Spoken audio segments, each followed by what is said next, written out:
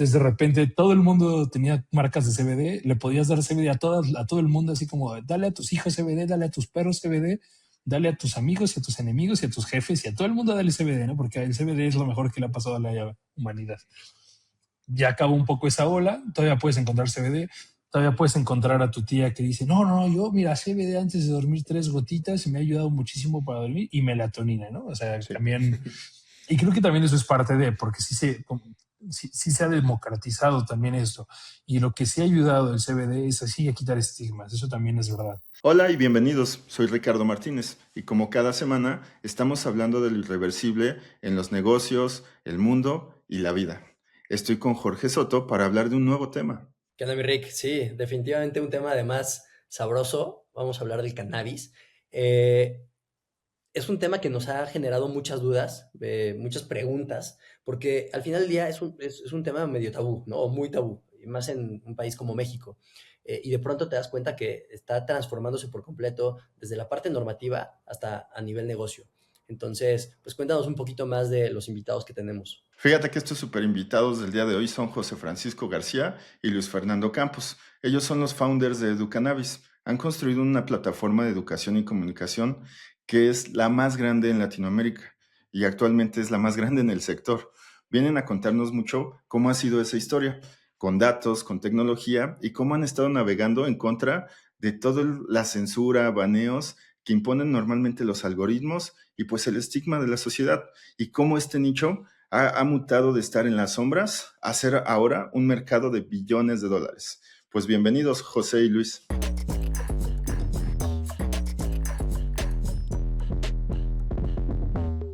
Muchísimas gracias por estar acá, Luis, José.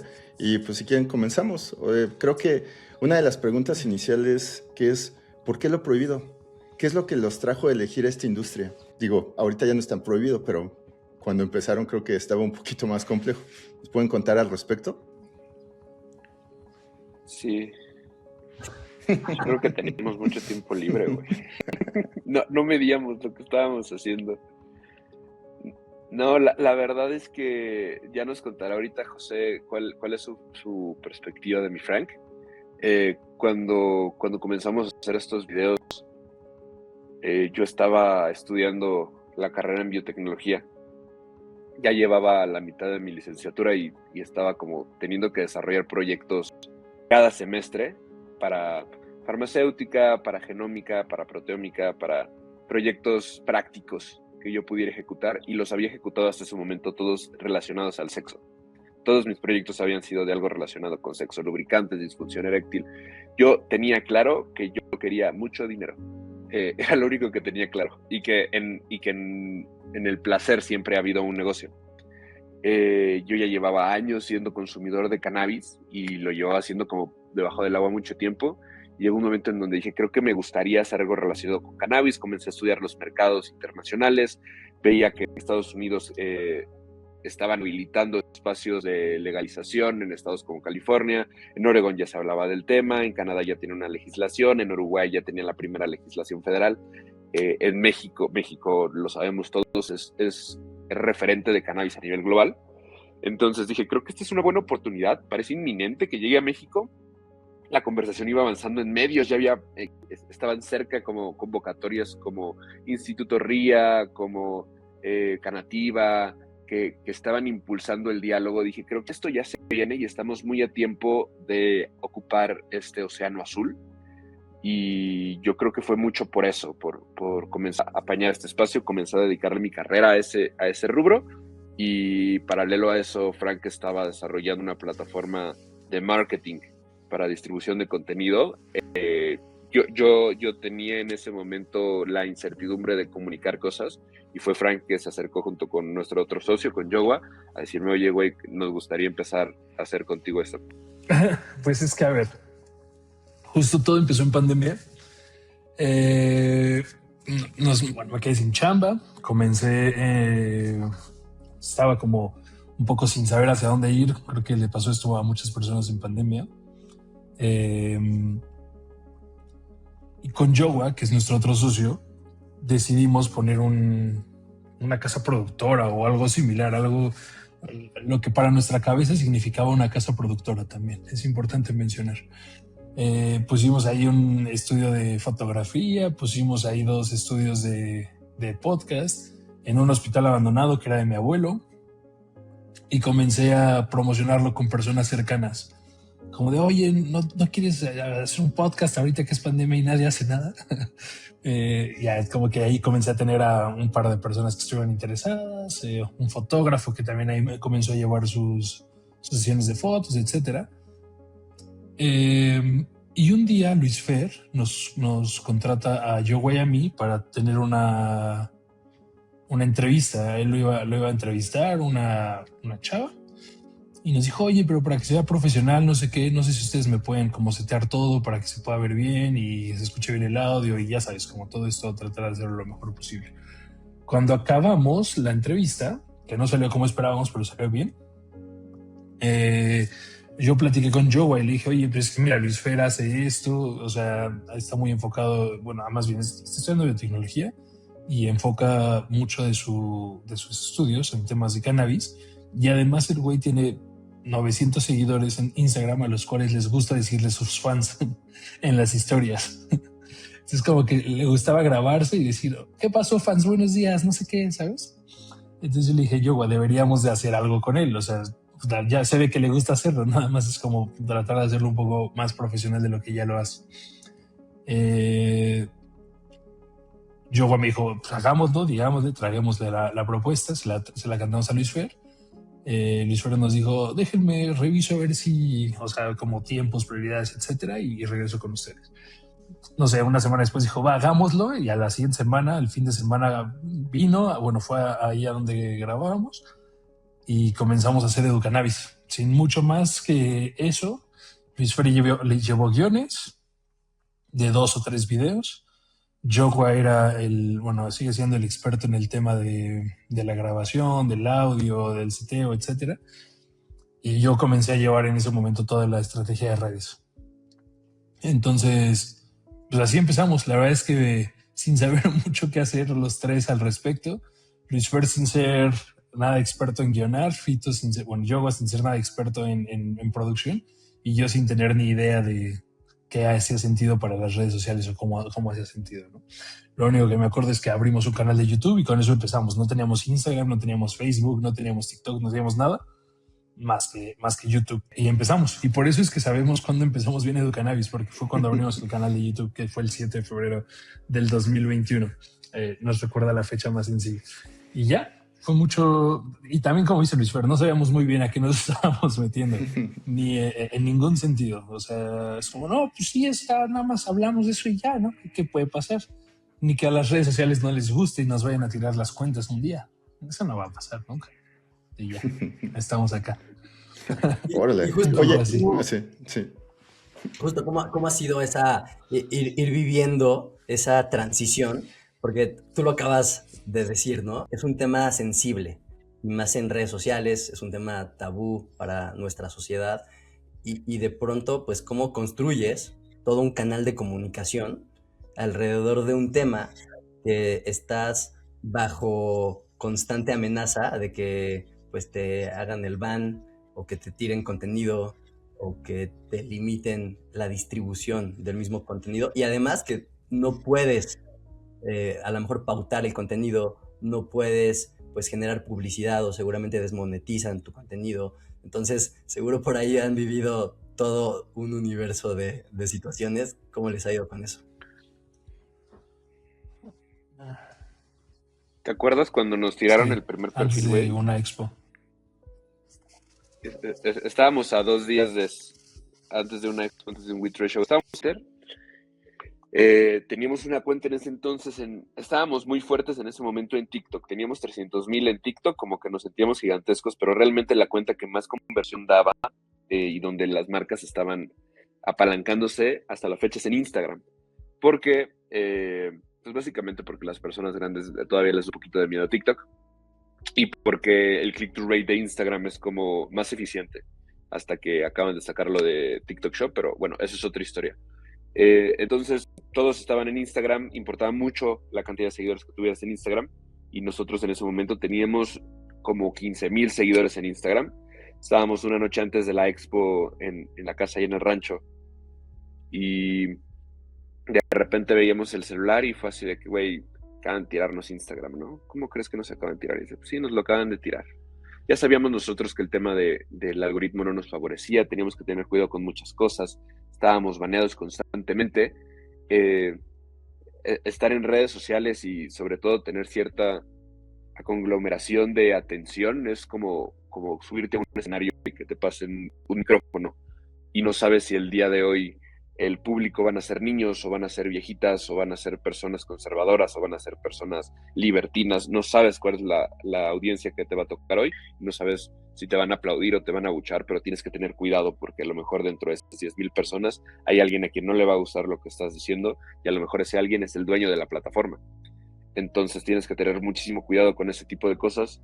Quién sabe qué habrá sido en ese momento, no le poníamos la atención que le ponemos el día de hoy al contenido, pero nos tiran ese perfil y paralelo nos estaba creciendo un perfil secundario que abrimos como respaldo. Teníamos 2 días de que Frank lo había abierto, llevábamos como 5,000 seguidores. Acabando el expo nosotros ya teníamos como 30,000 seguidores en esa cuenta. Es la cuenta que tenemos actualmente con 400,000 seguidores en Instagram, que afortunadamente la hemos cuidado muchísimo. Es frustrante, cada vez es algo que aprendes de esta industria, aprendes a vivir con la frustración. Apenas tuvimos la oportunidad de ir a Argentina, a Ushuaia, y platicando con Kyle Kushman, que es uno de los activistas líderes del movimiento en Estados Unidos, me dijo algo muy interesante que resonó en mí, y es que este movimiento vive de la resistencia, aspirando a tener libertad, pero cuando llega a tus manos no sabes qué hacer con ella.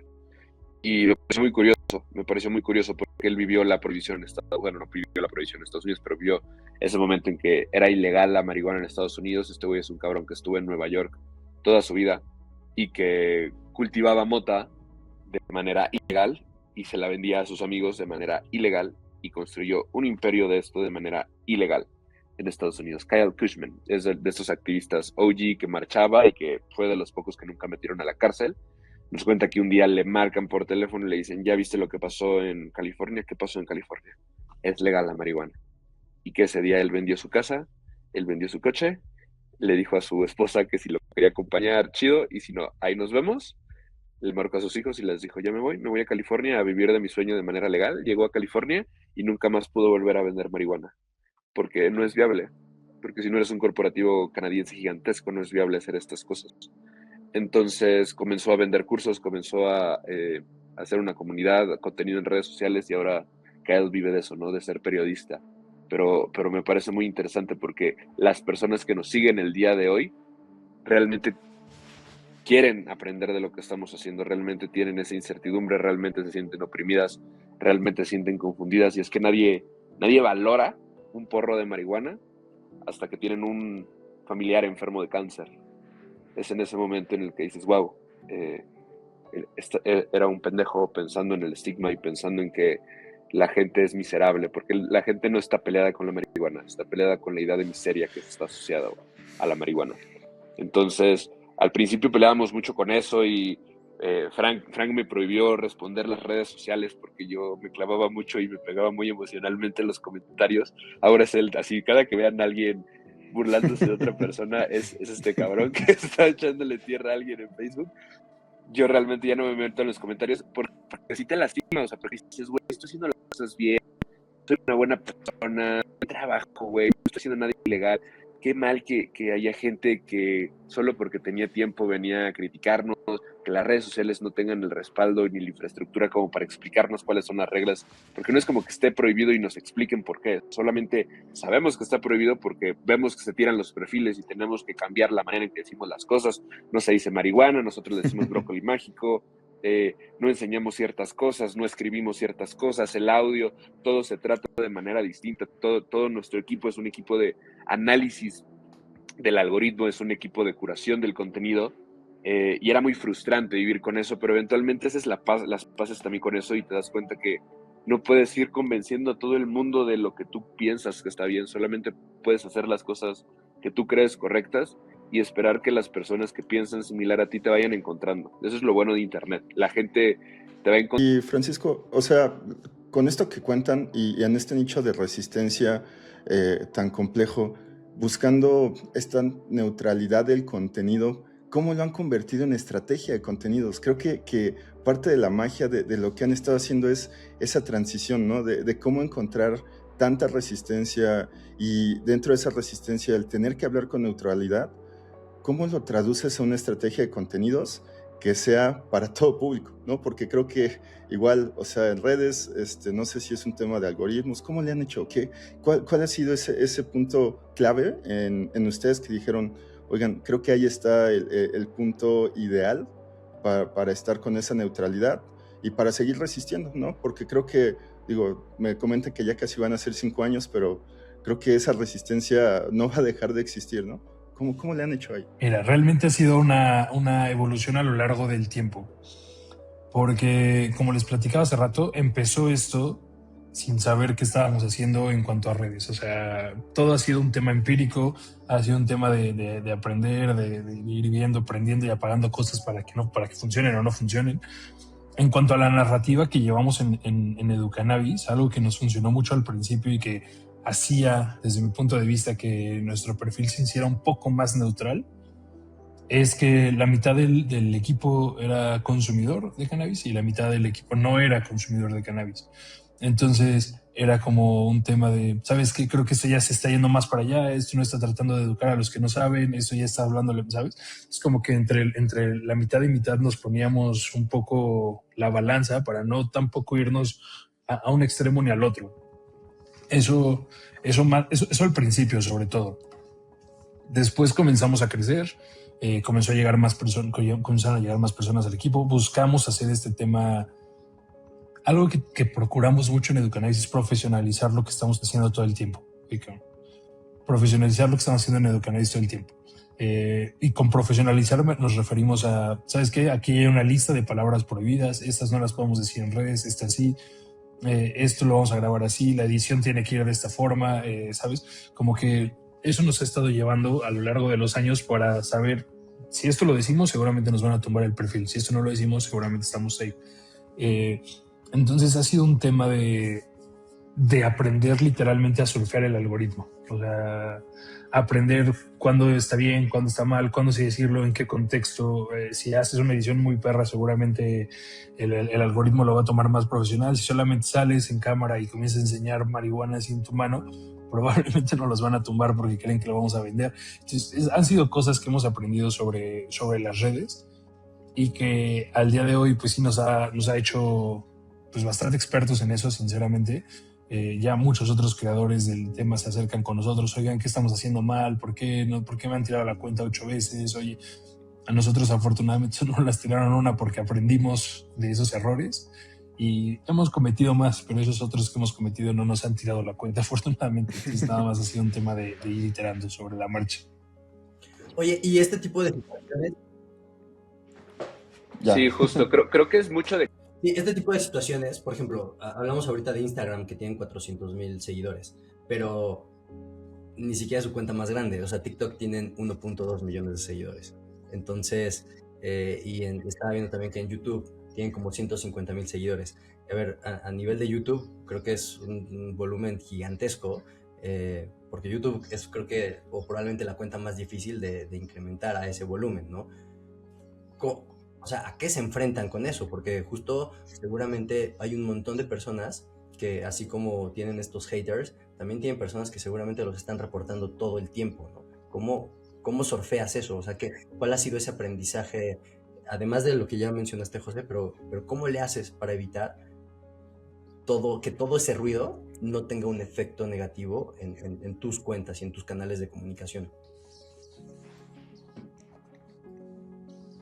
Yo creo que no lo puedes evitar, güey. O sea, sumando la respuesta que ahorita dio Frank, no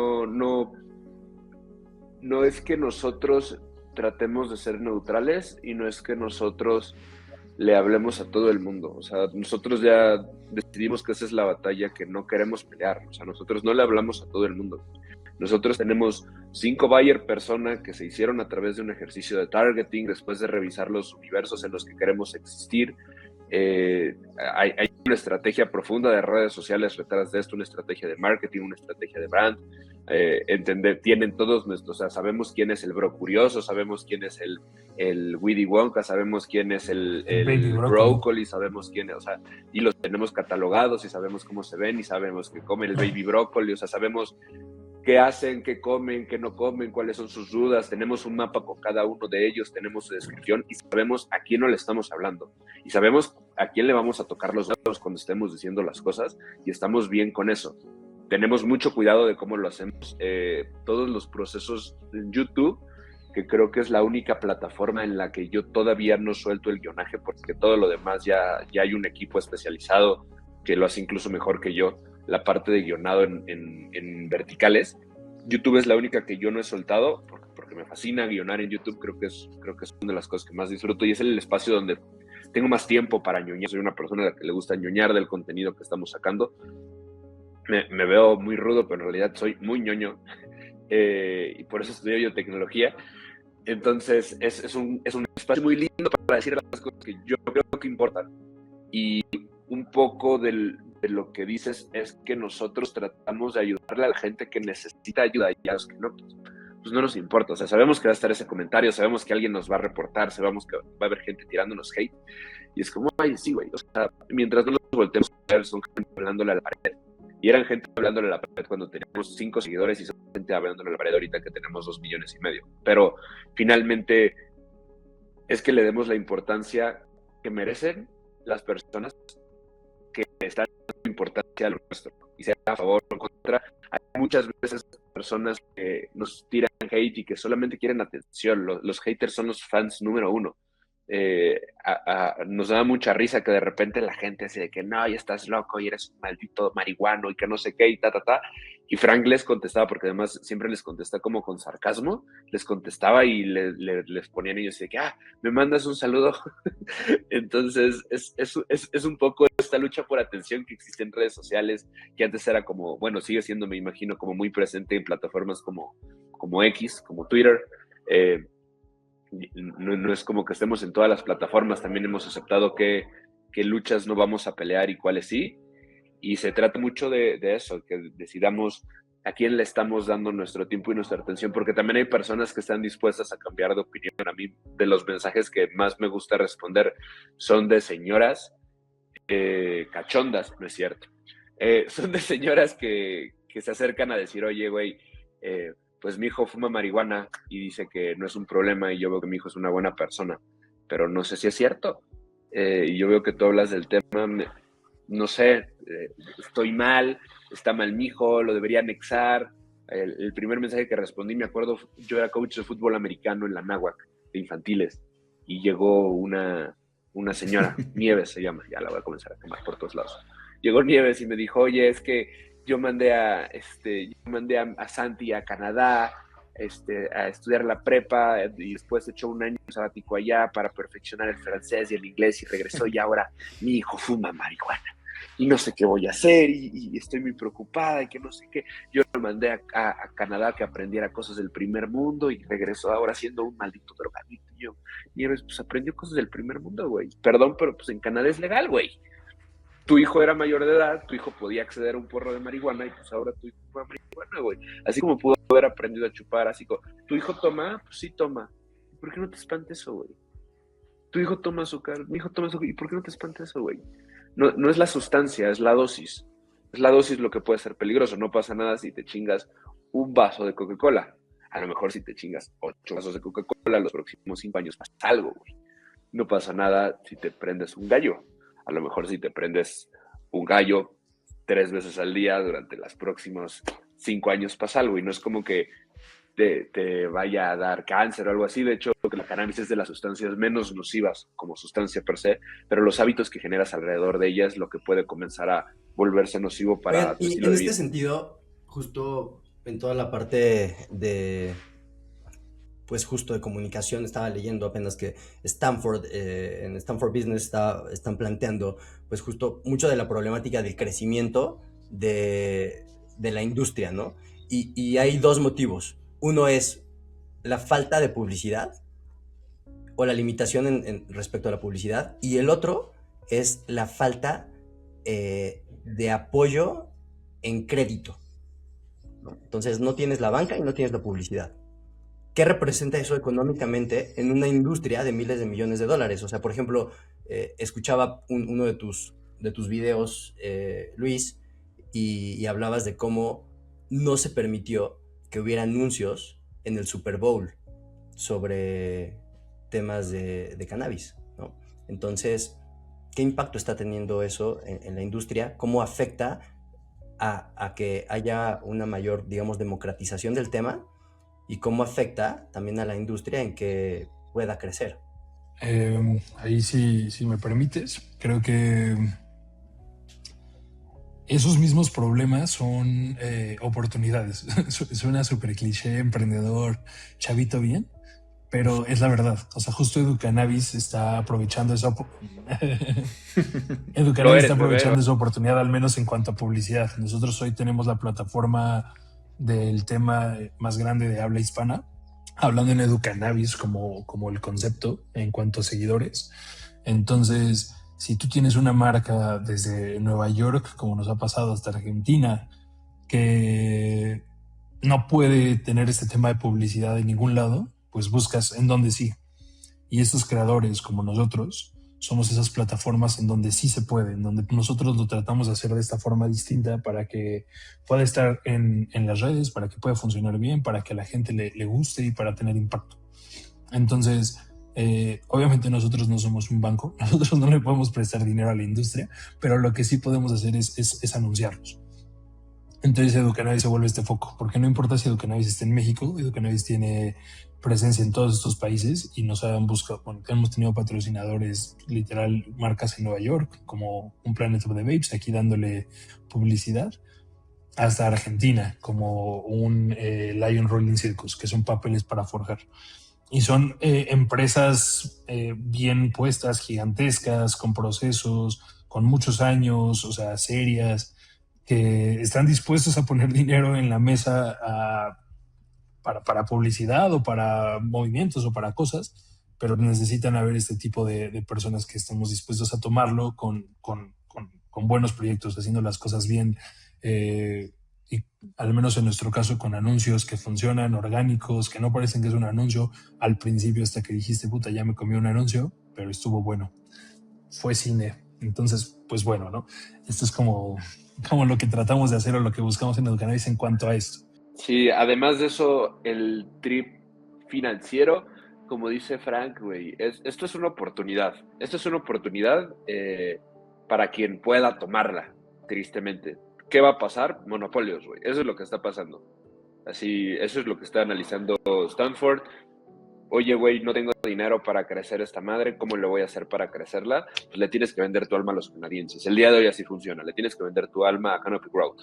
Le tienes que vender tu alma a un corporativo que ya se comió otras 10 empresas gigantescas y que realmente está en números rojos, pero que cotiza en bolsa. Entonces vives con especulación y con promesa, como muchas de las farmas. Están jugando a ser farma, esa es la realidad. No le está funcionando en todos lados por lo que te dije. La comunidad, al menos los OGs, las personas que ingresaron con este movimiento y que están creciendo con la ilegalidad de sus estados, no están dispuestos a comprar a corporativos de cuello blanco porque no entienden realmente sus necesidades sociales, no entienden realmente cómo tendría que ser la comunicación, eso es lo que nos liga al siguiente punto. No entienden realmente cómo se tendrían que ver las cosas. Son pocos los medios de comunicación a nivel mundial. O sea, me jactaría de decir que somos 10 tal vez los que estamos como reconocidos. Está Herb, está High Times Magazine del dueño de Raw, de Joseph, está el planteo, argentinos, Javi Hace, Crack, Ebola, somos pocos, o sea, somos realmente muy pocos los que estamos hablando del tema por lo mismo, porque estamos haciendo la industria, no estamos llegando a ella, estamos haciendo la industria y viendo cómo sostenernos. Quiero venderle más cosas al cliente número 3. O sea, hay que ver cómo le hacemos para que le alcance. No es como que le sobre el dinero de marketing para que nos lo pase a nosotros. Realmente hay que entregar estrategias funcionales. Y el día de hoy, yo soy consultor de marketing en varias empresas grandes internacionales. Pues te volteas con Zico y le dices, oye, ¿qué me va a dar esto? Pues awareness, bro. Vas a tener 10 millones de visualizaciones. ¿Y cuánto más voy a vender de eso? Jamás te van a preguntar cuántos condones más van a vender. No les importa. Esa es chamba de otra área. Aquí nada más necesitan awareness, necesitan ojos, necesitan views. Pero en una industria tan joven como la cannabis es como no me puedo dar el lujo de nada más tener views. Sí necesito ser conversacional, pero necesito vender. Porque si no vendo no tengo dinero para comprarte el próximo mes marketing. Entonces sí es una limitante muy grande, sí hay que hacer industria alrededor de eso. La parte financiera, la iniciativa, así como nosotros la estamos tomando, decir nosotros queremos agarrar el marketing y queremos explotarlo y queremos decirle a la gente las cosas buenas y las cosas malas de los productos, están haciendo lo mismo también fondos de inversión en Estados Unidos. Personalidades como Wiz Khalifa, como Snoop Dogg, están siendo parte de corporativos gigantescos en donde ellos juegan como la cara de bancos. Entonces es como, mira, este grupo inversionista está exclusivamente dedicado a cannabis. Entonces ya estuvieron haciendo como cosas los últimos 5 años, no han funcionado tan bien como esperaban, honestamente. Las granjas siguen dando mucho dinero, pero también es un espacio para que haya muchas cosas no reguladas. Al final del día, esto viene de la ilegalidad. Tuve la fortuna de ir hace un par de años a California y me acuerdo que fui a Los Ángeles y la semana siguiente iba a España, Spannabis, que es como una feria muy grande de cannabis en España. Y me acuerdo que estaba en California y yo decía, ¿qué pedo? Aquí todos hablan español. Todos hablan español. O sea, ¿en qué momento practico mi Peak English? Y es que todos son mexicanos. Todos son mexicanos. Y fuimos a algunas de las fábricas más grandes y nos fuimos a algunos de los cultivos más gigantescos, que yo creo que los cultivos más grandes que yo he visto en mi vida en interior, así bodegas con 10,000 plantas, 100,000 plantas, gigantesco, precioso todo, en cultivos controlados, con legalidad. Y me decían, bro, tenemos cada fábrica, cada bodega de estas tiene 10 habitaciones y cada habitación tiene 1,000 plantas.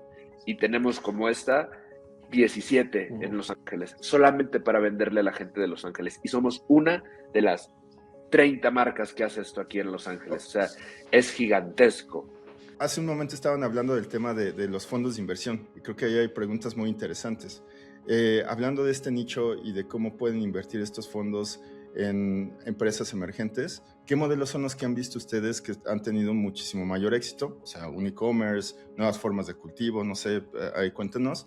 ¿Y qué tan dispuestos están a dar dinero a estos fondos? ¿Nos pueden contar, por favor, sobre ello? Algo que está sucediendo mucho en la industria es que las marcas grandes que ya estaban haciendo dinero antes de la legalidad, que pasaron un día de ser lo que llaman como el legacy en Estados Unidos y se convirtieron en la legalidad, pues realmente crecieron y saben cultivar y saben extraer y saben formular y saben todas estas cosas, pero pues no tenían un administrador de empresas que les permitiera tener sus libros contables al tiro. Entonces es difícil acceder a crédito cuando eres ese tipo de empresa o a inversión, ¿no? Entonces un joint venture suena muy riesgoso en este tipo de industrias y hay quien lo toma, pero los números no son muy claros y eso es algo que ha pasado sobre todo en granjas, en Oregon, en Oklahoma, en California, que son granjas gigantescas. Es como, inviérteme dinero, yo quiero crecer, yo quiero competir con los canadienses, yo quiero competir con Canopy Road, yo quiero competir con Arena. Sí, brother, pero pues no tengo claros tus números, no te puedo prestar la cantidad de dinero que me pides si no tienes claro cómo son tus procesos, si no tienes claro cuánto me vas a dar de retorno de inversión, si no tienes... No, es que por metro cuadrado yo tengo tanto de flor. Pues sí, pero ¿cuánto te cuesta realmente la flor? O sea, ¿cuánto te cuesta realmente el mes de trabajo de las personas que están aquí? Es una chamba muy, muy intensa el cultivar cannabis porque por acelerar el tiempo de crecimiento y de floración tienen que incrementar los fotoperiodos de las plantas. Entonces, normalmente los someten a varias horas de luz, no nada más de sol, sino que también les ponen luz artificial para que crezcan más rápido. Y eso implica que los ciclos de sueño de la planta se alteran y necesitas que personas estén al pendiente de ellas, pues en el ciclo alterado. Entonces tienes que tener a personas trabajando en la noche y en la mañana para cuidar las plantas y llevando libros de control, y son muchas cosas como para tratar esto de una forma especializada, como casi tirándole al lado farmacéutico, además de la extracción. ¿Dónde está el dinero? Hace unos años la lana estaba realmente en la innovación y en el marketing. Canopy Growth hacía mucho eso. Canopy Growth eran invernaderos gigantescos y volteaban y decían, ¿tú qué estás haciendo? No, pues yo tengo una tienda de marihuana en Canadá, es un remolque gigantesco y yo soy fanático de la cultura japonesa, caso real, y toda mi tienda es asiática. Toda mi tienda es como si fuera asiática y tiene un brand asiático y todos mis productos tienen una experiencia de marca asiática. La marca se llama Japan y estamos súper posicionados porque todo el mercado japonés que vive en Canadá, que es de este tamaño, viene a comprarnos a nosotros. Está buenísimo. No soy una empresa que va a poder crecer muchísimo, pero soy una empresa a la que ya le va muy bien porque cultivo aquí en mi patio de atrás, todo es orgánico, tengo la certificación de orgánico y pues con eso tengo yo una persona con toda su familia para vivir de puta madre. Ah, perfecto, güey, te compro todo. ¿En cuánto? Pues realmente dicen que en un número, yo no creo que sea ese número. Lance se llama la persona que vendió este proyecto. Pero pues ahora Lance se dedica a coleccionar y a hacer arte, es lo que hace ahora Lance, y se volvió socio de Canopy Growth en un porcentaje, pero es mucho relaciones públicas y especulación. Ahora es como, Canopy Growth está invirtiendo en marketing, está invirtiendo en proyectos nuevos, anichados, porque es lo que decían las tendencias en ese momento. En este momento las tendencias dicen tecnología, en este momento las tendencias dicen cómo estás utilizando el machine learning dentro de los marketplaces. En Estados Unidos fue un tema muy curioso porque los marketplaces y los e-commerce comenzaron a surgir y comenzaron a morirse como surgían. No funcionan los marketplaces en Estados Unidos porque la gente quiere la experiencia de tienda, la gente quiere ir a un dispensary a poder comprar su flor, a verla, a olerla, a que un boot tender te diga qué quieres, es para dormir, tienes hambre, no tienes apetito, te sientes mareado, quieres ser más social, quieres estar más tranquilo, es para tirarte a tu sillón, no es para salir a correr con tus compas. ¿Tomas? ¿No tomas? ¿Tomas algún fármaco? Todas esas preguntas que pueden volverse complicadas, las reduces en una experiencia presencial. Exactamente, y además de eso hay estados en los que eso no se puede. Tienes que ir y un doctor te tiene que dar una receta, así pasas al doctor Simi, pagas tu consulta de 50 pesos, te dicen, tienes dolor de cabeza, claro, aquí está tu receta, te dan tu receta y pasas a la siguiente ventanilla por tu marihuana. ¿Qué marihuana? La que el doctor prescriba, importante. En México las cosas son distintas, en México partimos de una narcocultura, se dice, en México venimos de una narcocultura en donde tenemos miedo de ir al punto porque nos pueda pasar algo, entonces queremos generar la mayor fricción posible para ver a la persona que nos vende la marihuana, o al menos así era los últimos 5 años, no sabías quién te estaba vendiendo las cosas. Entonces le dabas tu dinero a Jorgito y le decías, Jorgito, pues tú rífate y ve por la onza de todos, ¿no? Pues órale, y Jorgito se rifaba por la onza de todos y ya llegaba con la onza de todos. Sí, Jorgito fue porque Jorgito es el más valiente, güey. Ya no son las cosas así, comenzaron a existir estos marketplaces, estos e-commerce en donde mandabas desde una aplicación, desde un sitio web, yo quiero estas gomitas y te llegaban las gomitas a tu casa. Así es como funciona el día de hoy el comercio aquí en México. Ya hay tiendas, hay cadenas de tiendas que están abriendo. Vicente Fox era socio de una muy famosa aquí en México, públicamente dice que ya vendieron, yo no sé si sea cierto o no sea cierto, sé que tenían problemas con los concesionarios que estaban administrando las tiendas, hay muchos chismes también, hay muchos chismes en medio de todas estas cosas, pero hay comunidades judías que están invirtiendo en esto y que seguramente también por eso pueden ver en varios centros comerciales judíos del país tiendas, porque son una comunidad como muy unida, que además históricamente son buenísimos haciendo negocios. Entonces, hay proyectos ya replicando modelos que funcionan. El día de hoy creo que el dinero aquí en México está en los puntos físicos de venta y está en el e-commerce, en el marketplace, pero no hay inversión, no hay facilidad para acceder a inversión en eso, al menos aquí en México.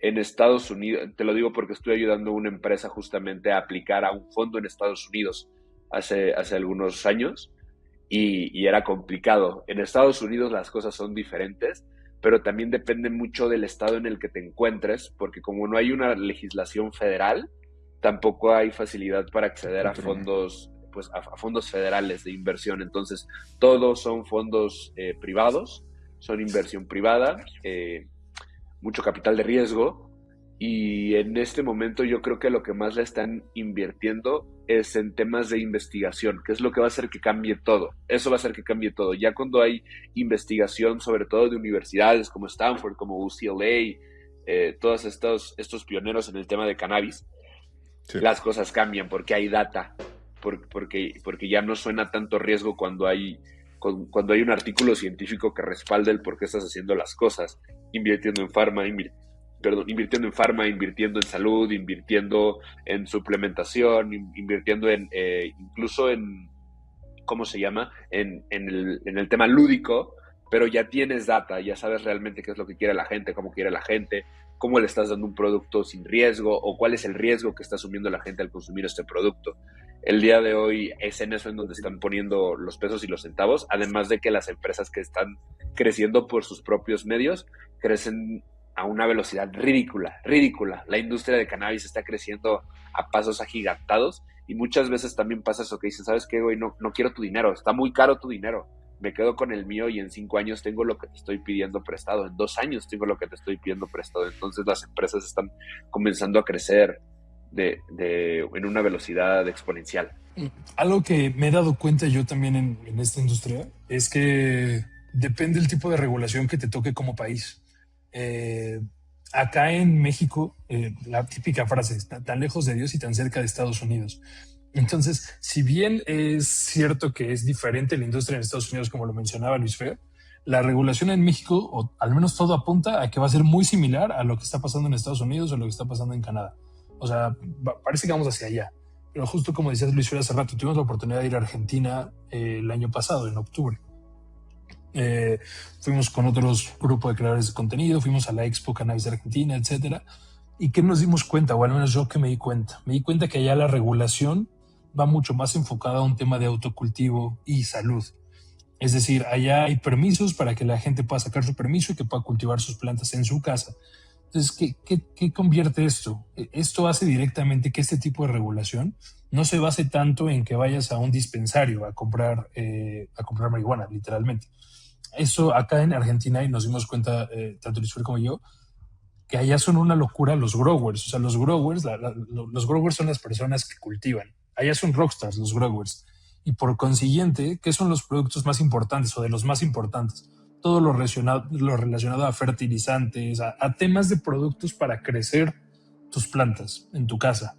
O sea, ya son marcas inmensas o también mucha infraestructura o muchas marcas que se dedican a hacerte tu huerta, tu invernadero, tu indoor, como más enfocado al tema de autocultivo.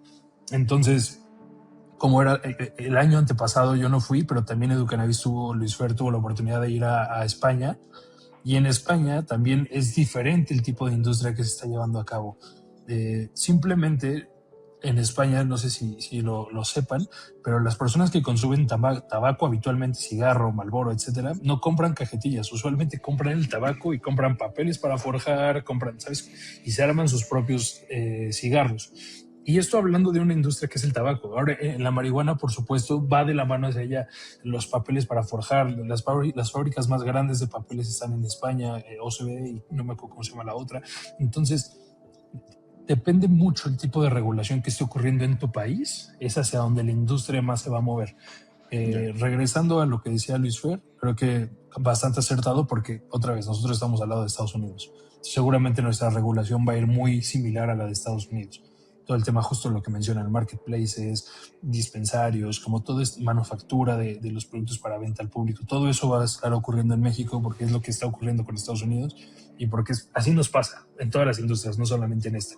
Estados Unidos usualmente es el primero y México comienza a adaptar, ¿no? Sí, en todo. marca tendencias. Oigan, y algo como con continuidad de lo que están diciendo es que en todos lados el dinero todavía tiene miedo, ¿no? Todavía no pagan por ver.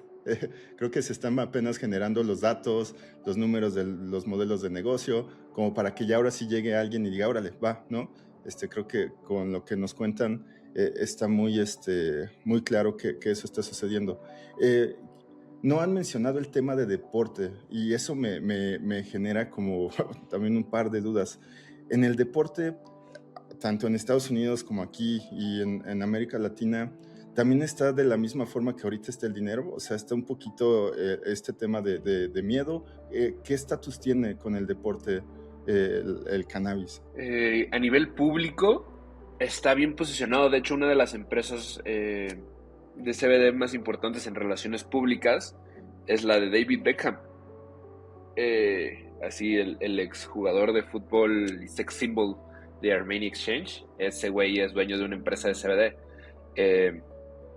Ayuda muchísimo el cannabidiol, uno de los compuestos psicoactivos de la cannabis, no porque genere un cambio en la percepción de la realidad, sino porque tiene un efecto en tu sistema nervioso central, por eso es psicoactivo, no confundamos con psicotrópico.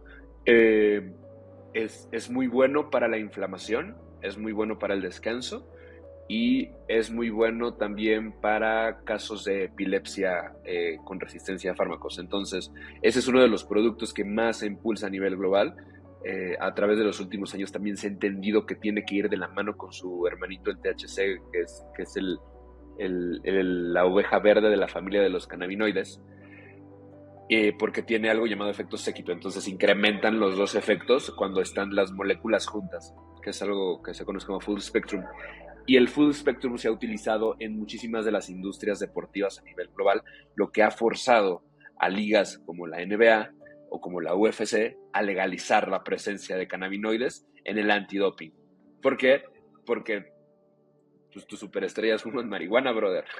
Porque a lo mejor culturalmente no era lo correcto, a lo mejor culturalmente no lo hacían porque, ay, me voy a sentir mejor. No, brother, lo hacían porque vivían en estratos sociales en donde era fácil conseguir sustancias y ellos accedieron a estas sustancias jóvenes.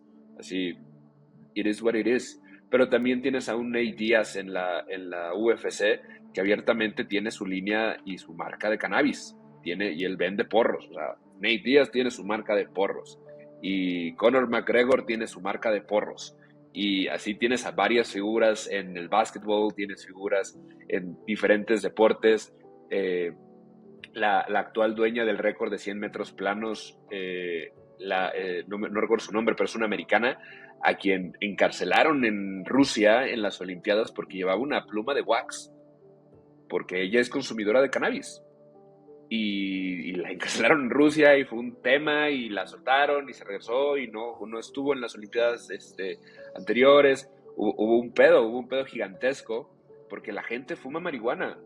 O sea, y ese es el tema, es como, no, ¿cómo ella fuma marihuana? Brother, todos fuman marihuana, güey. Si te estás espantando porque fumas marihuana, güey, es porque tú no fumas marihuana, pero si haces la seña correcta o las preguntas correctas en la habitación, seguramente más de una de las personas a las que tú quieres y que te quieren a ti es consumidora de cannabis.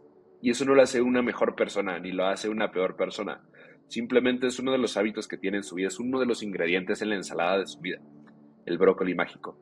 Entonces, está presente en el deporte, está muy presente en el deporte, se utiliza mucho el cannabidiol, el tetracannabinol, el THC es también utilizado para temas de dolor, realmente es el que te ayuda al dolor, también es el que te ayuda a dormir, en un uso crónico afecta el sueño, en la recuperación. Entonces hay muchos estudios que están trabajando este tipo de cosas con ratas sobre todo, pero respondiendo a tu pregunta, sí tiene cabildo en el tema del deporte. También es eso algo que ha empujado mucho las políticas públicas en Estados Unidos. O sea, así como como le pesa a Donald Trump que se arrodille Kaepernick en el himno nacional, pues también le pesa que las figuras públicas a las que sí escucha el pueblo americano digan, brother, pues yo consumo marihuana. O sea, ¿cuál es el problema? Así, porque, brother, soy un rockstar.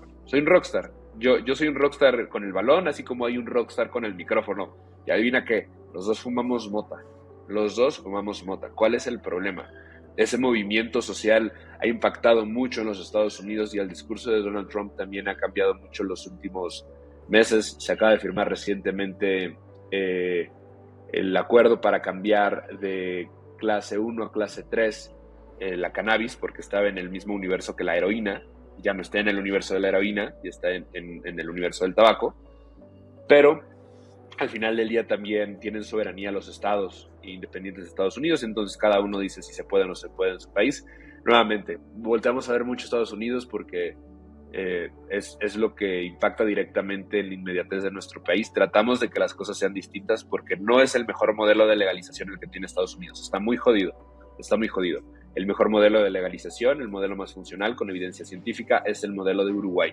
Y ahorita justo que tocas el tema del CBD, Luis, ¿ustedes consideran, por ejemplo, viéndolo hacia México, hacia la TAM, que el CBD es como este primer paso necesario para que justo el gobierno, las instituciones, pues le pierdan miedo un poquito al cannabis y que entiendan que justo no es una droga dura? ¿Tú qué opinas, Micho? Yo tengo una opinión muy dura, pero quiero escuchar la tuya. A ver, primero yendo como paso a paso, desde mi punto de vista, hoy el CBD ya es legal en México. O sea, eso ya pasa. Ya se vende. El Dr. Simi tiene su propia marca de CBD. O sea, hay marcas de CBD que están de que en ¿cómo se llama este lugar de mascotas? O sea, le puedes dar a tus mascotas, le puedes dar a todo el mundo, ya le puedes dar CBD. Y ya también creo que un poco en Educannabis nos tocó vivir ese cambio, o más bien esa ola. Entonces de repente todo el mundo tenía marcas de CBD, le podías dar CBD a todo el mundo, así como dale a tus hijos CBD, dale a tus perros CBD, dale a tus amigos y a tus enemigos y a tus jefes y a todo el mundo dale CBD, ¿no? Porque el CBD es lo mejor que le ha pasado a la humanidad. Ya acabó un poco esa ola, todavía puedes encontrar CBD, todavía puedes encontrar a tu tía que dice, no, yo mira, CBD antes de dormir 3 gotitas y me ha ayudado muchísimo para dormir, y melatonina, ¿no? O sea, también, y creo que también eso es parte de, porque sí se ha democratizado también esto, y lo que sí ha ayudado el CBD es así a quitar estigmas, eso también es verdad. También está la tía que dice, no, yo tomo CBD. Oye, tía, ¿sabes que el CBD es marihuana? ¿Cómo? Y se espantan. Y otras que dicen, pues sí, pero a mí me ayuda a dormir y no pasa nada. Y al final abres la conversación y eso siempre ayuda. Creo que eso siempre ayuda. Pero tampoco ahora, creo que, o sea, ahora poniéndome un poco del otro lado, el CBD creo que no ayuda tanto el tema de la regulación. Solamente es como aquí tienen, ya dejen de estar molestando y listo, ¿no? O sea, pero realmente no cambia nada. Entonces son como las dos caras de la moneda, desde mi punto de vista. Sí, güey, estoy muy de acuerdo contigo, son mamadas. No, el CBD sí ayuda, güey, o sea, sí ayuda y no tendría mucho que ver o sea, sí tiene mucho que ver con el tema de la cannabis. La discusión aquí en México empezó por un niño con problemas de epilepsia crónica resistente a fármacos, o sea, un niño que pasó de convulsionarse 200 veces al día, convulsionarse 5 veces porque tiene acceso a medicamento cannabinoide. En eso tendría que estar presente en la conversación, si es un abridor de conversación, pero no es de lo que se va a mantener la industria. Ya le pasó a Colombia. Yo tuve la fortuna de hacer mi tesis de grado en Colombia con laboratorios gigantescos y les legalizaron nada más el CBD y pues de CBD no vive el mundo, brother. O sea, no estamos en ese punto. Hasta que se regula a nivel global no estamos en ese punto. Entonces, los que sobrevivieron, empresas gigantescas se murieron y otras que siguen ahí permaneciendo, resistiendo de cultivo de CBD, pues es porque le venden a Australia CBD isolizado y no tiene los mismos efectos que el THC. Sí es mucho darle a tole con el dedo a la gente y también es mucho greenwashing. Que, ay, no, es que me funciona, cabrón, el CBD que compro en el Dr. Simi. Brother, trae 1%. O sea, esa madre no sirve, güey. Esa madre es aceite de coco, cabrón. Con menta. No sirve, güey. No sirve. Así yo he hecho experimentos con eso. No sirve, güey. Eso tendría que tener por lo menos 10 veces la concentración de CBD que tiene y tendría que tener por lo menos 1% de THC para que te funcione como tú necesitas que te sirva. Qué mamada que tengas que estarle comprando producto de mala calidad a una empresa que podría producirlo de buena calidad si tuviera la legislación para hacerlo. Ese es el issue. Tiene que llegar la legislación y es un tema de voluntad política, pero también es un tema de recursos humanos. Y eso es lo que me gusta de la parte legislativa de Uruguay, que es un trip de, güey, esto tiene que pasar porque hay gente que el día de hoy está en la cárcel por traer una bolsa de mota en el bolsillo, güey. Así... Es una locura que hay mujeres que dieron a luz en la cárcel por haber traído un porro en la calle. Eso es lo que es inaudito y porque no tenían los recursos de conocimiento ni financieros para defenderse de una autoridad que abusa de la ilegalidad, porque históricamente eso pasa en el mundo, no en México, en el mundo. Oye, y ahorita justo hablabas, Luis, del tema económico, ¿no? De cómo las empresas no van a vivir del CBD. Y hay datos que hoy ponen a la industria canábica con un valor de 2.4 billions, ¿no?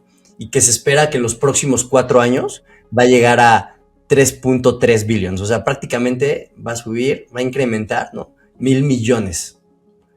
Entonces, con estos números y con estas proyecciones que hay a nivel de capital, ¿por qué seguimos paralizados de alguna manera? ¿Por qué sigue existiendo este miedo a esta legalidad? Cuando al final, y siendo muy honestos y muy duros, pues la lana es lo que mueve al mundo.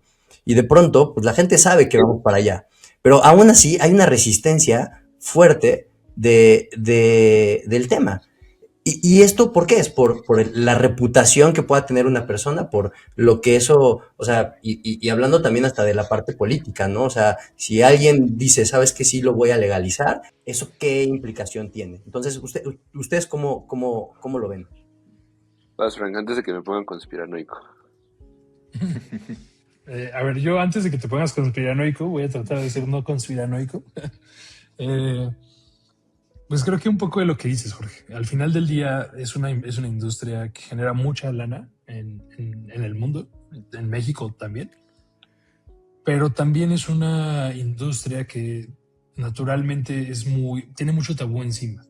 Entonces, ¿qué pasa con el tabú? Se vuelve muy político todo. En nuestro país puede haber un partido político que diga, ¿sabes qué? Yo soy liberal y viva y habla de temas tabú como pueden ser, no sé, el aborto, eutanasia, etcétera, incluido la marihuana. Y entonces ahí ya se convierte en un tema político. Y entonces, ¿quién está a favor y quién está en contra políticamente hablando de esto? No, es que conservador, vida, patria, familia, ¿por qué vas a tener marihuana regulado para nuestros niños en las calles? Y entonces ahí es en donde todo el discurso se va pues al carajo, básicamente, porque se convierte en un tema político. Entonces puede haber una candidata, un presidente, etcétera, que quiere impulsarlo y entonces solamente al final del día, pues lo vivimos los cuatro aquí en este país, al ser un país tan polarizado políticamente, no importa si la propuesta es buena, mala, regular, si no es de mi lado, no va a pasar, porque tengo que ganar credibilidad en todos lados. Entonces, ahorita con la marihuana está pasando algo así. La discusión está, si no me equivoco, Luis Fer, corrígeme, pero ya pasó la Cámara de Diputados, está no, ya pasó ya pasó las dos cámaras, ¿no? Está ahora en la Suprema Corte, si no me equivoco. Entonces, pero bueno, el punto aquí es que está en Cámara de Senadores. Entonces, al final del día, no importa qué tan grande sea la industria, porque es una industria grande, pero no es la más grande también. Entonces, mientras siga siendo un tema político, no va a pasar. De hecho, lo que creo yo y muchos de los que estamos en Educannabis coincidimos, es que México se va a mover más cuando Estados Unidos se regule a nivel federal y el agua pinta hacia allá, por lo que también mencionaba Luis Fer hace rato, de que está cambiando, que Trump cambió la categoría de la marihuana.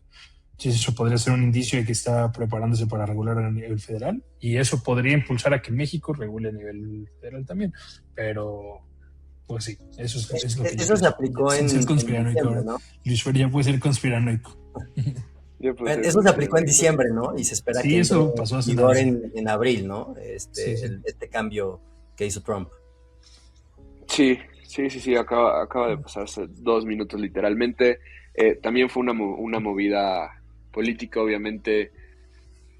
Ok, ya poniéndonos un poquito conspiranoicos, es mucho lo que dice Frank. Son varios puntos de vista los que tenemos que tener en cualquier conversación en donde haya dinero de por medio, ¿no? Sobre todo en un tema de industria. El tema político es uno. Lo que dice Frank es completamente cierto. Hay posturas que tienes que tomar por el color que traes puesto. No importa si realmente ayuda o no ayuda, tú traes un color puesto y al final, aunque seas una persona, estás arriesgando tu vida si vas en contra de lo que dice tu partido político. Aquí en México, en otros países no sé cómo funciona, pero aquí en México así funciona. Por eso hay gente que no la cuenta y por eso somos uno de los países con más criminalidad contra políticos en el mundo. Y más atentados contra políticos y contra prensa a nivel mundial. Por un lado está ese tema. Por otro lado está el tema financiero. Todo funciona alrededor del dinero es verdad. Y como dice Frank, no es la cannabis la industria más grande. ¿Por qué no se ha legalizado? Porque no vamos a imprimir más billetes. Por eso no se ha legalizado. Porque no vamos a sacar dinero nuevo para metérselo a esta industria. Se lo vamos a quitar a otra industria para metérselo a esta industria. Y hay varias industrias ya posicionadas a las que no les conviene que esto suceda. Datos duros. El año pasado, la industria de alcohol, no es cierto, la industria de tabaco a nivel mundial disminuyó un 5% el año pasado. Así, números históricos. Me parece que eran 40, y no encuentro el dato, lo tengo en un guión porque justo acabo de guionar algo al respecto, pero me parece que estaba en 47 billions. 47 billions. Y la industria de cannabis en Estados Unidos creció un 5%. Son números que se están llevando de un lugar a otro. No es el monstruo de dinero que se llevó, estamos hablando de casos aislados. ¿Por qué no sabemos los números en otros lados? Porque hay ilegalidad. No podemos tener los números sin legalidad. Entonces también es algo que no conviene. No conviene que se regule porque vamos a encuerar dónde se está yendo el dinero. En Estados Unidos el año pasado también es realidad que la generación Alpha y la generación Z ya no están consumiendo los productos que consumían nuestras generaciones. El porro está pasando de moda. ¿Por qué? Porque las nuevas generaciones son mucho más conscientes de su salud y la combustión afecta a tus pulmones. Entonces las personas están comenzando a utilizar comestibles. Cosas como las bebidas canábicas incrementaron en un 15% el mercado en Estados Unidos el año pasado. Disminuyó la venta de alcohol en un 10% en Estados Unidos el año pasado. Números históricos, nunca había sucedido. El dinero se está moviendo de un lado a otro lado. ¿Por qué no hay regulación? A alguien no le conviene. Y ese alguien que no le conviene le está dando empleo a muchas personas en tu país. Y tiene implicaciones en el Producto Interno Bruto de tu país. Imagínate que de repente Jim Beam se caiga. ¿Qué vas a hacer? Si se te cae tu bourbon, tu bebida nacional, ¿qué vas a hacer? O sea, es un problema que eso suceda a nivel social y a nivel político. Imagínate que Trump tenga que salir a decir, ahora legalizamos la marihuana y mi bebida nacional se me fue al suelo, o estamos utilizando este recurso para apalancarnos de esto otro, pierde poder público. Se van a burlar de él los latinoamericanos, ¿sabes? O sea, es un discurso también de egos y es un discurso de intereses privados y de intereses públicos, pero finalmente todavía no tiene el tamaño, y no lo va a tener hasta que se lo permitan, como para ganar relevancia en la conversación. Oye, ¿por qué no has legalizado aquí en México? Pues porque estoy legalizando la otra que me da más dinero, porque gano más dinero de seguir procurando los sindicatos de maestros que lo que puedo morder de regular la cannabis, güey. It is what it is. Porque hay más dinero todavía en la minería, porque hay dinero todavía en la farma, porque no tengo que hacer tanto pedo. Si puedo nada más pedirle una lana a los de Bayer y subirles los impuestos. En cambio, tendría que hacer muchísimo trabajo para regular en cannabis. Llevamos como 5 o 6 años con la conversación desde que 2019, de septiembre de 2019, que salieron a decir en la Suprema Corte de Justicia de la Nación, hay que legalizar la cannabis. Y los políticos, entre que se hacen tontos y entre que, a ver, vengan y explíquenos, y vamos y les explicamos, y a ver, pero explícale también a él, a ver, pero no entendí no sé qué, pero miren aquí, yo encontré una revista de Memín Pinguín que dice otra cosa, y, o sea, neta, cosas absurdas. Y de repente es como, bueno, entonces sí vamos a votar. Híjole, es que ya cambiamos todos. Hay que volverle a explicar a los nuevos. Pero después, porque ahorita primero hay que checar estas otras 5 cosas. O decreto presidencial, hay que prohibir los vapes. Y pues ya nos vamos de vacaciones porque ya es tarde. Bye. Entonces, ese es el cuento de nunca acabar. ¿Cuándo se va a legalizar esto? Cuando ejerzamos presión como ciudadanos. Esa es la realidad. Ya que se ejerce presión como ciudadanos, llega la legalización. Y ser ciudadanos no nada más es ser individuos, también es ser empresarios. Ya hay empresas aquí en México que tienen permisos para comercializar, para importar, para transformar, y no se los dieron a la buena. Tuvieron que echarse un round, tuvieron que andar cazando el momento, tuvieron que estar a las vivas haciendo lo que querían hacer para que el gobierno dijera, bueno, pues ya sí es cierto, güey, yo dije eso. Pues órale, aquí está mi permiso y te checaste, y que no todos tienen el tiempo, la paciencia, los recursos. para hacer este tipo de cosas, pero es parte de generar el movimiento. No es como que, sí, se legaliza y ya llegan las personas a hacer las cosas. Así nunca ha funcionado. Nunca ha funcionado en ninguna industria. Se tiene que hacer industria para que llegue la legalización alrededor de ella. Ojalá que no fuera así. Ojalá que no se tuviera que arriesgar la gente a que los juzguen el tabú, al estar compitiendo en la industria con los que estaban en la industria y los que no tienen miedo de agarrar esa industria aunque esté cochina. Pero es lo que hay. Creo que esto nos lleva a un tema también de la parte, la importancia de la educación, ¿no? Y eso creo que es lo más valioso que hoy el cannabis está poniendo en la mesa, ¿no? Creo que justo si la gente entendiera un poco más de esa ciencia básica, y es que es un tema, porque es en todas las industrias, es en todos los sectores y a todos los niveles de cualquier tema, no nada más del cannabis, ¿no? Tenemos que estar informados, tenemos que entender las cosas, tenemos que entender la legalidad, hasta de cuando te paran un policía, ¿no? Y si no conoces tus derechos y si no conoces en dónde estás parado, pues seguramente eso va a impactar en tu vida de alguna manera. Entonces, creo que si justo la gente entendiera más la ciencia básica que hay, pues precisamente detrás de lo que implica el cannabis, de cómo funciona la industria, pues también tal vez habría una narrativa diferente e inclusive pues presionaríamos más, ¿no? Para que eso ayudara a evitar pues toda esta cuestión de violencia que vivimos inclusive dentro de México, ¿no? Sí, oigan, de mi lado tengo una pregunta, hablando de esto que conecta Jorge, el tema generacional y de sesgo educativo, y no sé si ya lo hayan vivido o no dentro de Educannabis, pero hablando del tema de las inteligencias artificiales, ¿no?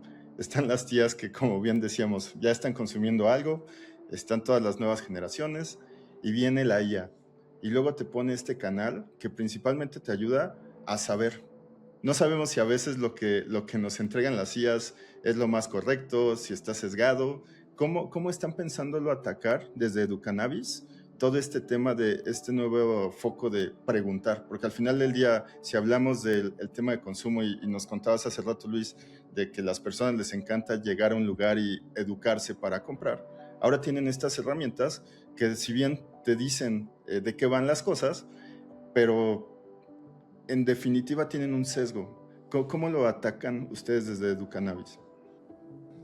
Pues es que creo que es un tema, creo que ese problema no nada más está con respecto a la IA. De hecho, creo que es la razón por la que empezó Educannabis. Si bien es verdad que hoy la IA sí te pone a disposición mucha información y muy fácil de tener, también es verdad que o está mal o se le inventa. Ya ves que ChatGPT luego inventa cosas. Sí. Y la más importante y más real, está sesgada. Porque al final del día pues sigue siendo una empresa privada. Tiene su línea, ¿no? Editorial. Al final del día así funciona. Educannabis cuando empezó, y Luis Fer no me dejará mentir, era muy difícil encontrar información acerca del cannabis en internet. Yo que no llevaba nada de esto a nivel educativo o a nivel profesional, no encontraba, nunca vi y no era un tema de mi interés en ese momento. Las personas que sí estaban alrededor de eso, justo como Luis fuera en biotecnología, encontrar papers científicos, información valiosa, información real, era muy difícil. Educannabis, a partir de ahí, trata de disponer y para empezar a democratizar la conversación y de disponibilizar la información de la forma más sencilla posible. Sencillo, chistoso, rápido de entender y de ver. Entonces, creo que desde ese punto de vista, la IA, si bien tú le puedes preguntar, oye, ¿qué me funciona más, THC o CBD? Y te va a dar información. Al final del día creo que Educannabis puede seguir funcionando desde ese mismo sentido. Y de todos modos, también un poco regresando a lo que decíamos hace rato, no podemos competir contra eso. Al final es una tendencia, es algo que está pasando. No podemos sacar tampoco un ChatGPT Educannabis 2.0 porque no puede existir así. Tenemos que un poco jugar con estas reglas, pero seguir dando información que sigue sin estar, sigue sin existir. O sea, esa es la realidad. siguen sin haber papers científicos, siguen sin haber desinformación. O sea, eso sigue sin pasar. Y también creo que va un poco de la mano con lo que decía hace rato Luis Fer, de la legalidad. Mientras no haya legalidad, nada de esto puede seguir existiendo, o nada de esto va a existir con rigor científico, bien hecho, etcétera, pues porque va a tener que seguir pasando desde atrás de cámaras, sin mucha data, sin entender mucho todo esto. Y creo que con lo que mencionaban también, esto para ustedes es una oportunidad gigantesca porque ahora hay un mar todavía más grande de información que está muy diseminada por todos lados y entonces necesitas canales confiables, curados y verídicos de información que de verdad te eduquen, ¿no?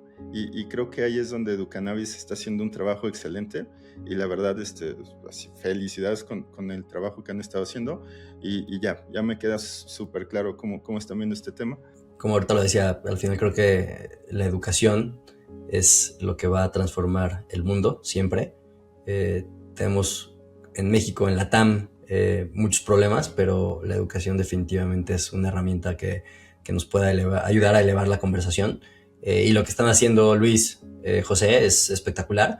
Entonces, pues ya para cerrar esta conversación, quisiera hacerles una última pregunta. Y me gustaría que me platicaran un poco de su momento irreversible, ¿no? Es la pregunta que hacemos a todos nuestros invitados. ¿Cuál ha sido su momento irreversible? Puede ser alrededor del cannabis, puede ser alrededor de su vida. Si nos quieren platicar un poquito. Wow, qué pregunta tan difícil. Sigamos hablando mejor de drogas. Creo que... ¿Cuál es mi momento irreversible? Qué heavy, güey. Pues justo creo que mi momento irreversible fue cuando decidí que esto iba a ser en serio.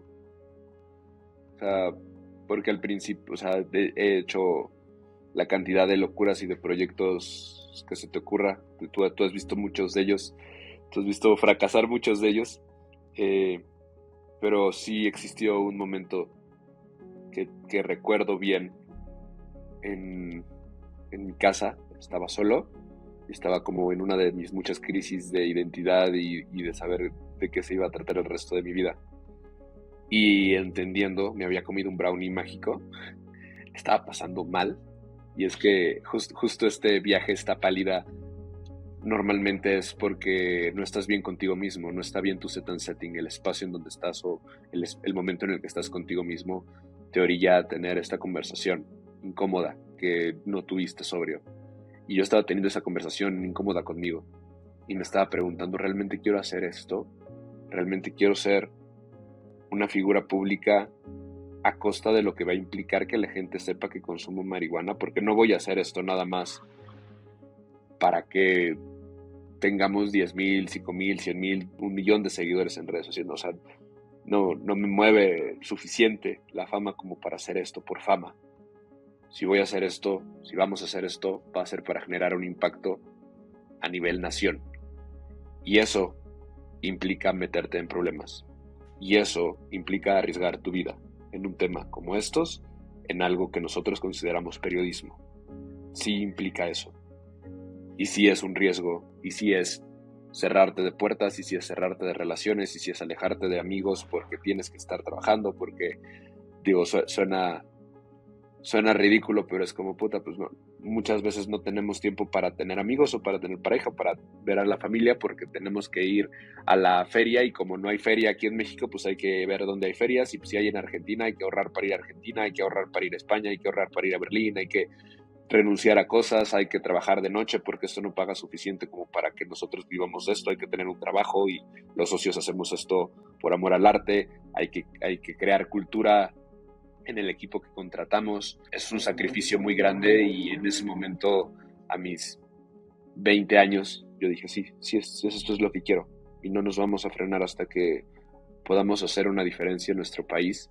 Y yo estoy convencido que la diferencia que vamos a hacer en este país es que vamos a impactar en las personas correctas. No vamos a educar gente, vamos a poner las dudas correctas sobre la mesa para que la gente, con su criterio, con ella y con libros, con papers, con revistas, con chisme, tomen sus propias decisiones, porque yo estoy convencido que vamos a hacer el movimiento más grande para la legalización de la cannabis a nivel mundial. eso es lo que estamos trabajando para hacer. Nosotros queremos cambiar las cosas porque no está chido que llamemos narcotraficantes a señores de 60 años que están cultivando plantas en la tierra, cuando las personas que realmente lo son traen corbata y están muy cómodos viendo si agarran a esos para cambiar de proveedor. Creo que ese fue el momento irreversible en mi vida y lo agradezco mucho. Lo agradezco mucho porque me ha acercado a oportunidades maravillosas, a personas fabulosas con las que trabajo el día de hoy. Todo esto es un trabajo en equipo. Nosotros dos solos no podríamos, si no estuvieran las otras 8 personas rompiéndose la madre todos los días para que esto suceda. Y pues también acercándonos a foros a poner nuestra opinión sobre la mesa como lo es este tan bonito. Muchas gracias por la invitación. Mi momento irreversible lo tengo muy claro. Fue hace más o menos un año y cachito, principios de 2025, finales de 2024, cuando ya hacíamos Educannabis, pero tomamos la decisión consciente de hacer Educannabis profesionalmente. Y por profesional no me refiero a con buena calidad o con un calendario para tener días de grabación, sino enfocarnos y para empezar a contratar personas, ponernos KPIs mucho más exigentes, buscar ingresos ya reales, o sea, profesionalizar la empresa para que, profesionalizar Educannabis para que las voces que las voces que tenemos se sigan escuchando y se puedan seguir escuchando. Porque ese modelo, el que existía antes, funcionaba por voluntad de los que estábamos haciéndolo. Porque como dice Luis Fer, no da lo suficiente para que estemos aquí. Todos tenemos otro trabajo, todos tenemos más cosas que hacer durante los días, o sea, más responsabilidades, etcétera.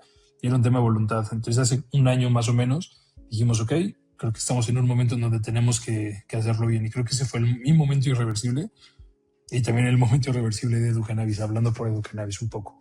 En donde dijimos, vamos a hacerlo bien, vamos a hacerlo como se tiene que hacer, porque estas voces que tenemos y este ruido que estamos haciendo tiene que seguir llegando a todas estas personas a las que ya les hablamos hoy.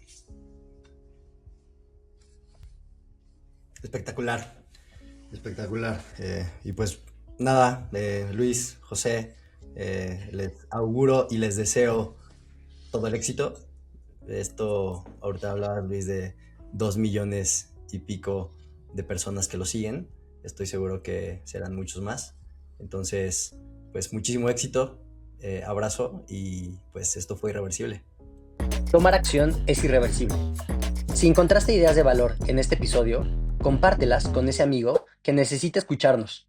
No olvides suscribirte, deja tu like y mándale esto a alguien antes de que el algoritmo nos esconda. Gracias por escuchar.